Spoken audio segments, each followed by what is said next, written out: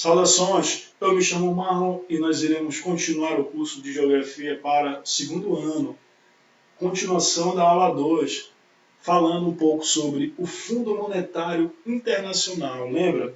A nossa aula 2 falou um pouco sobre a organização da ONU, como ela estava estruturada, seus objetivos, e também falou da Conferência de Bretton Woods, na qual se estabeleceu um novo padrão monetário, certo? E se criou alguns organismos supranacionais, como o FMI, o BID e a Organização Mundial do Comércio. Falaremos então agora do FMI. O Fundo Monetário Internacional, também chamado de FMI, é uma organização que atua na cooperação monetária entre os países membros. Até hoje ele existe, foi criado em 1947 na Conferência de Bretton Woods, feito logo após a Segunda Guerra Mundial. O objetivo do fundo, basicamente, é promover a estabilidade financeira e global, promover o comércio internacional e reduzir a pobreza. Lembra que quando ele foi criado dentro da Conferência de Bretton Woods, se tinha um objetivo ali, que era, basicamente, corrigir os rumos da economia mundial, né?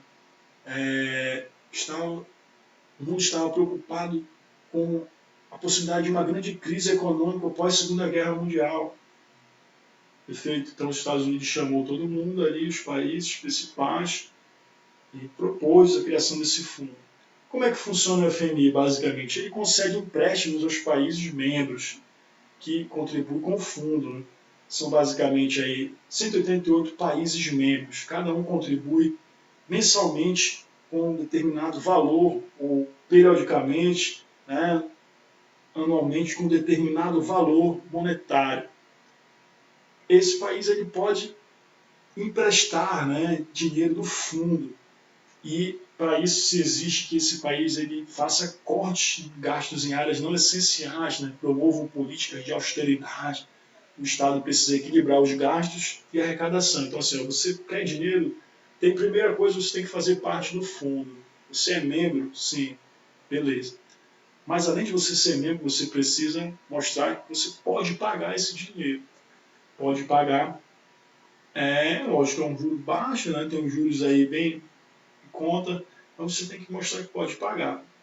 Como assim? Mostrando que você está economizando dinheiro, reduzindo gastos públicos, aumentando a arrecadação, fazendo uma política chamada de austeridade. Perfeito? Então essa é a condição para você emprestar dinheiro no FMI. O Brasil ele pagou a dívida dele no FMI, mas ele deve o Banco Mundial, deve outros, e a dívida externa no Brasil continua, mas o FMI ele esgotou. Em comparação à Argentina, continua com grandes dívidas no FMI. Beleza? Então, assim, a organização desse fundo ele está sediada em Washington, Estados Unidos, né, novamente, assim como a ONU, né, está sediado também nos Estados Unidos. É administrado por 188 países e governado basicamente pela Assembleia dos Governadores, é o órgão mais importante. E os Estados Unidos têm poder de veto sobre as mudanças no Estatuto.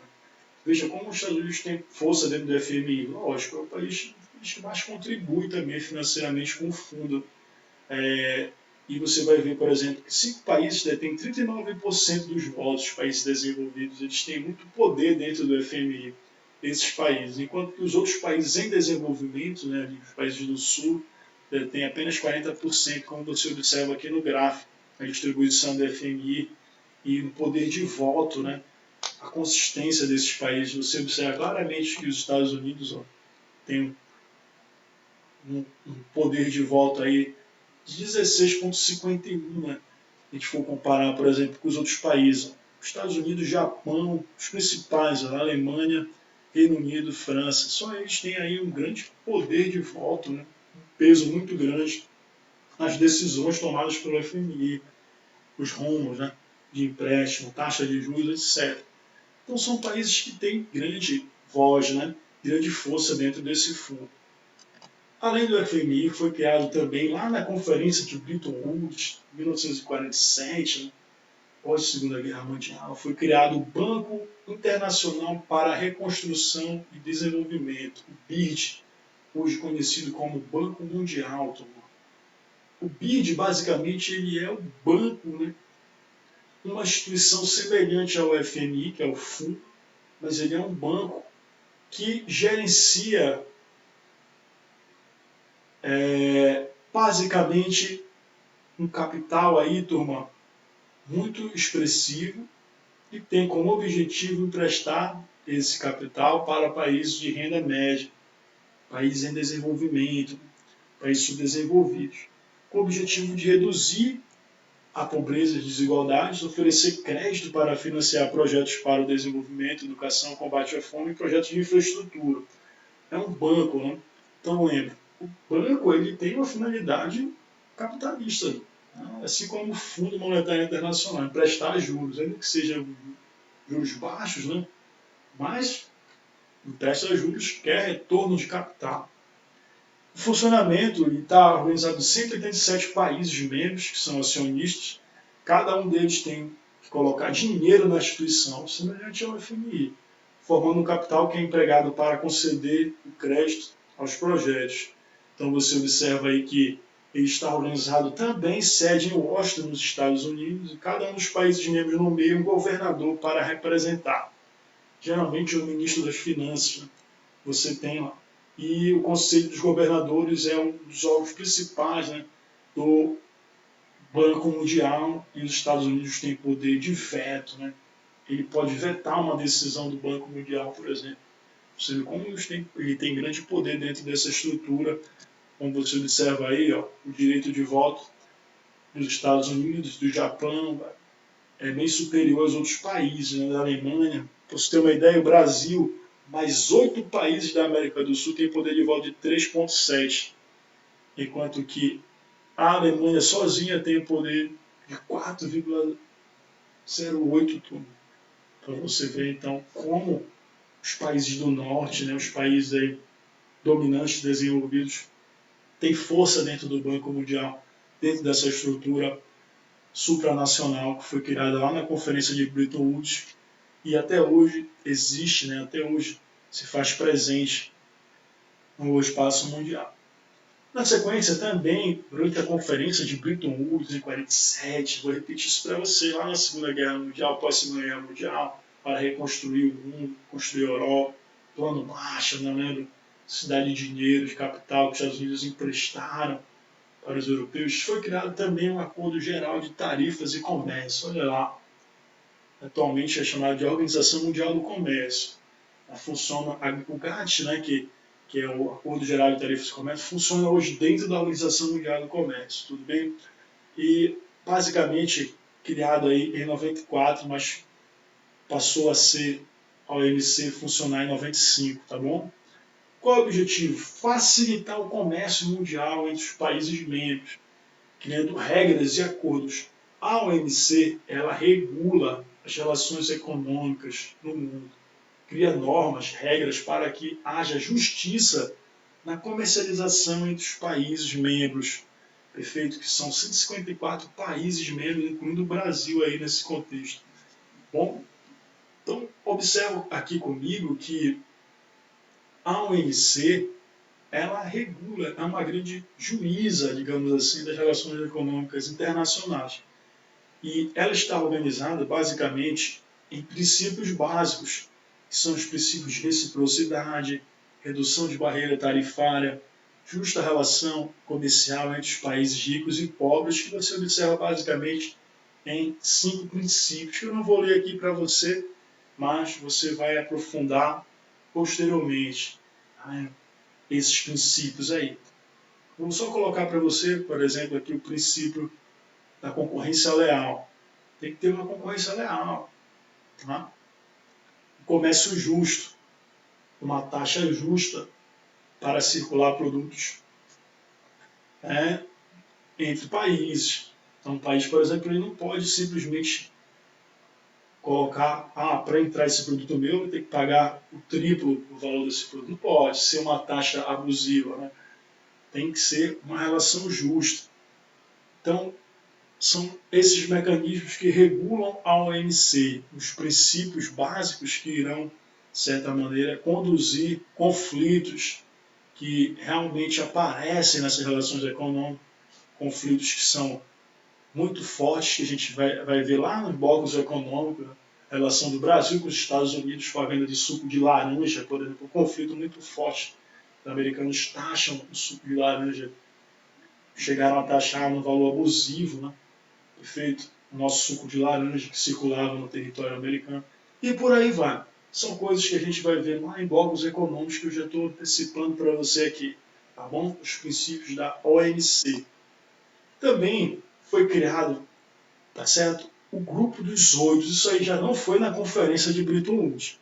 Tá? Esse mecanismo, essa organização supranacional, ela já não foi criada na conferência de Bretton Woods, já é muito mais recente, tá bom?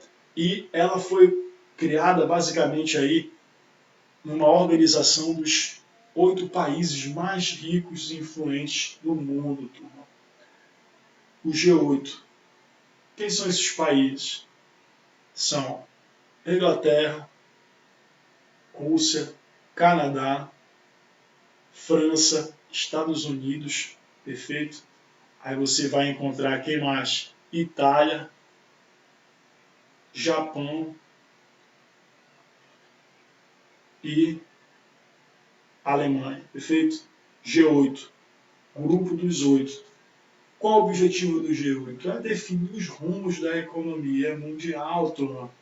É exatamente um grupo de grande influência no mundo, tá certo? Quando esses caras se reúnem, pode ter certeza que daí vai sair um grande financiamento, um grande plano, que irá reorientar a economia mundial. Bom, aí você vê aqui, eu estou vendo 9 bandeiras. Essa aqui é a bandeira da União Europeia, tá certo? Da União dos Países Europeus aí. Então, exerce grande influência dentro da ONU, exerce grande influência dentro do FMI, da Organização Mundial do Comércio, tá? Esse é o G8, é o grupo dos 8 países mais ricos e influentes do mundo. Também nós temos o G20, tá? E o G20 ele é também um grupo, só que os 20 países, e na verdade são 19 países mais a União Europeia, por isso dá um total de 20, certo? E conta também com a presença do Banco Mundial, representantes do Banco Mundial e do FMI. O G20 ele já é mais diverso do que o G8, né? Já perceba aí que ele tem Brasil, Argentina, países emergentes, países do Sul, né? Ali naquela divisão regional da nova ordem mundial. Países do Sul é mais diversificado, mais flexível, ele colocou mais alguns países ali na panelinha, não é igual ao G8, perfeito? E o objetivo é fortalecer as negociações internacionais entre os países membros, trocar figurinhas comerciais, certo? O G20 financeiro é esse aí, que congrega as potências principais ali, tá? Os países do norte principais e também alguns países do sul. Mas nós temos também o G20 chamado de comercial, tá? Ou G20 países em desenvolvimento. Professor, qual a diferença desse G20 para o outro G20? O primeiro G20 é chamado de G20 financeiro.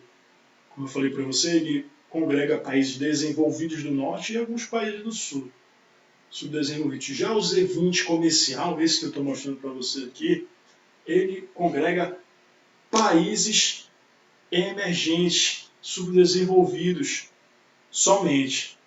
Entendeu? São países emergentes que eles se reuniram nesse G20 basicamente para defender os interesses, tá? Desses países membros, que são interesses muitas vezes conflitantes com os países lá do norte, os países desenvolvidos.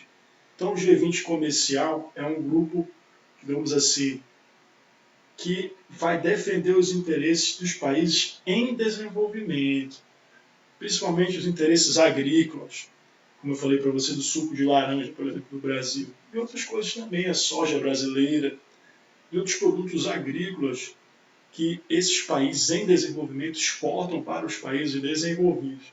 Então eles vão defender os interesses dos países em desenvolvimento, tá certo? Por isso que ele é composto aí hoje por 23 países, como você observa no mapa, que são países em desenvolvimento, como o Brasil, Argentina, praticamente todos os países da América Latina, você observa aí. Bom, e por hoje a nossa aula fica por aqui. Espero que você tenha compreendido esses organismos supranacionais, porque na próxima aula falaremos então sobre os conflitos geopolíticos e étnicos do espaço mundial, o caso da Irlanda do Norte. Um grande abraço e até a próxima!